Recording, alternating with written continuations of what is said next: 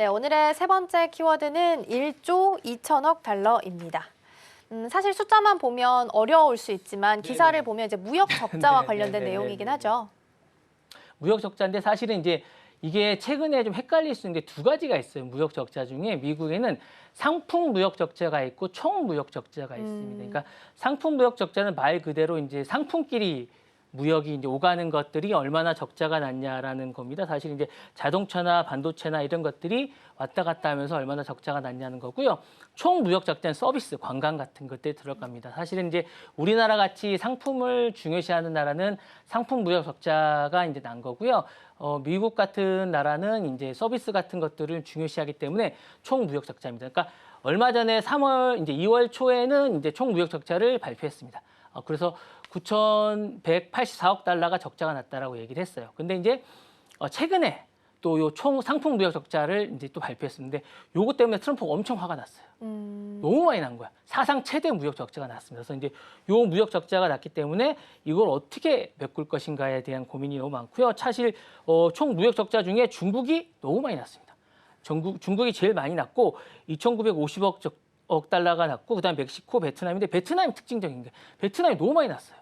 최근에 베트남이 최근 팬데믹 이후에 중국으로 공급망을 중국에서 베트남으로 공급망을 좀 이전하면서 베트남이 이제 적자가 많이 나기 시작했고 그 외 독일이나 아일랜드나 이런 아일랜드 쪽은 이제 제약 쪽으로 하면서 이쪽이 많이 났습니다. 그래서 이런 부분이 났고 특히 이제 대만이나 한국이나 이제 이쪽 일본 쪽도 사실은 이쪽도 2천억 달러 이상 적자가 나면서 전반적으로 적자폭이 많이 나면서 트럼프가 이쪽에 대해서 이제 관세나 전반적으로 이제 배응을 하고 있고 대중 관세에 대해서 지금 예민하게 들여다보고 있는 이런 상황입니다. 네. 네.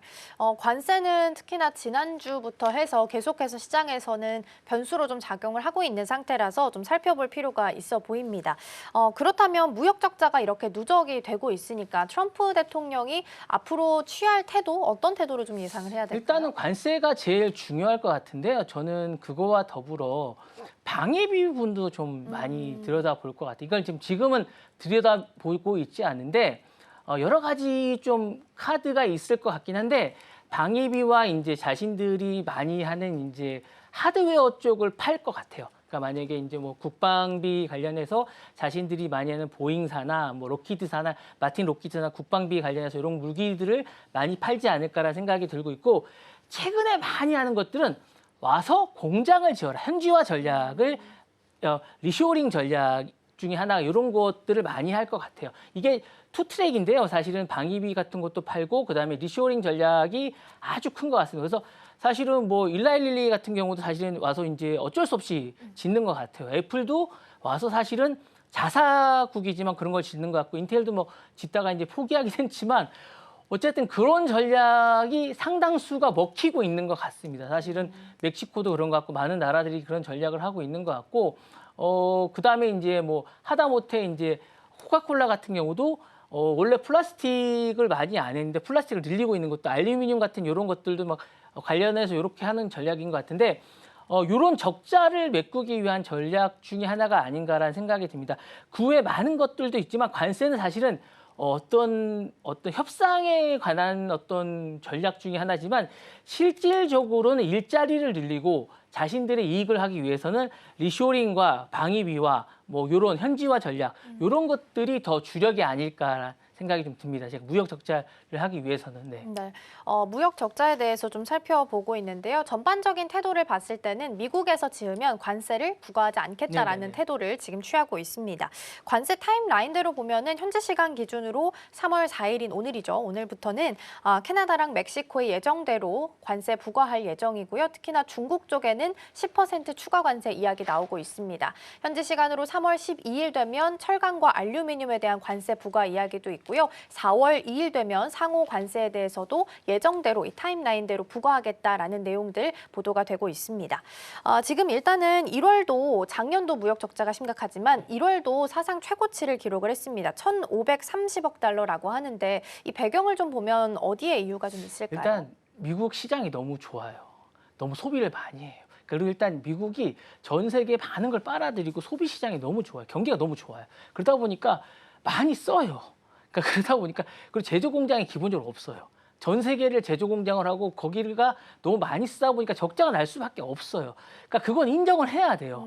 그러다 보니까 트럼프 전략이 맞아요. 사실은 트럼프 전략이 맞는 게 공장을 거기다 져야 돼요. 근데 그동안은 전 세계를 공장을 하고 거기가 소비 시장일 수밖에 없다 보니까 적자가 날 수밖에 없는 공장 구조예요. 그러니까 트럼프 전략이 맞습니다. 제가 볼 때는 공장을 이쪽에 짓는 건 맞습니다. 그러니까 전략을 바꿔야 됩니다. 그러니까 그동안은 전 세계를 공장화하고 소비 시장을 이쪽에 하다 보니까 적자가 날 수밖에 없는 공장이다 보니까 지금은 전략을 바꿔야 되는 게 맞고 그렇게 해서 적자 규모를 메꾸는 게 저는 맞다고 봅니다. 그렇게 하지 않으면 적자가 메꿔질 수가 없다고 봅니다. 네. 네, 일단 전반적으로 시장 안에서 발목을 잡고 있는 건 관세라는 키워드가 되지 않을까 싶습니다. 기업들 또한 도널드 트럼프 대통령의 관세 부과를 지금 앞둔 상황이기 때문에 전반적으로 외국 제품이나 원자재들 수입을 좀 많이 늘리게 되면서 무역 적자도 사상 최고치를 이번 달에 기록했다라는 보도가 나오기도 했습니다.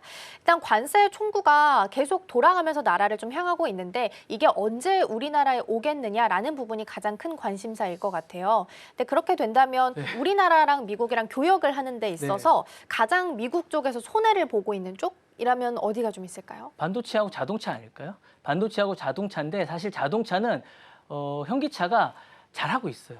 현지화를 하고 있어서 다른 좀 대응을 하고 있는데 반도체가 사실 저는 맹점이라고 봐요. 사실은 반도체가 칩스법이라서 이제 그쪽에다 이제 공장을 짓고 있지만 TSMC가 발빠르게 움직이고 있지만 TSMC도 사실 되게 힘들어해요. 지금 정부 차원에서 대응을 하고 있지만 되게 힘들어하는데 우리나라가 지금 반도체는 타워가 없어요. 대응을 할 수 있는 타워가 없는 게 지금 좀 대응책이 없는 게 좀 문제고 사실은 정부 차원에서 대응을 좀 해줘야 되는데 좀 어려움이 좀 있다고 봅니다. 그래서 반도체가 지금 저는 좀 약간 어렵다고 좀 보는 여러 가지 이유가 있고 그나마 자동차는 현지화가 좀 잘 되고 있고 현지에서 공장을 짓고 있기 때문에 좀 다행이라고 생각을 하는데 반도체가 나름 좀 여러 가지 문제가 좀 있다고 보는데 빨리 좀 대응이 돼서 적응을 했으면 좋겠다는 생각이 좀 듭니다. 네. 네, 반도체랑 자동차 쪽 말씀을 좀 해주셨는데 자동차가 가장 좀 심각하게 이야기가 좀 나오고 있고요. 더불어서 뭐 휴대폰이나 의약품 쪽에서도 언급이 좀 되고 있습니다. 특히나 이제 현지 시간 3일 기준으로 이제 대만 TSMC 관련해서 1,000억 달러 대미 투자 계획 발표도 이제 예정되어 있기 때문에 이 부분도 함께 일정상 참고해 보시면 좋을 것 같습니다.